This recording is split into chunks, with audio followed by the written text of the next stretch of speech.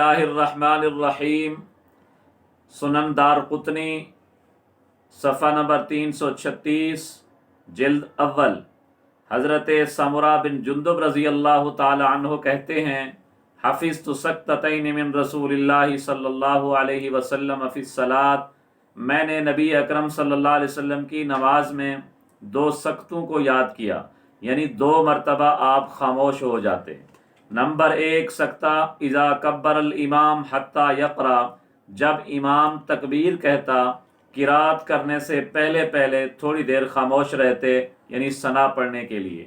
وَسَکْتَةٌ اذا فرغ من قراءۃ فاتحۃ الکتاب، پھر جب فاتحہ پڑھ کر فارغ ہوتے پھر تھوڑی دیر خاموش رہتے، یعنی آمین کہنے کے لیے۔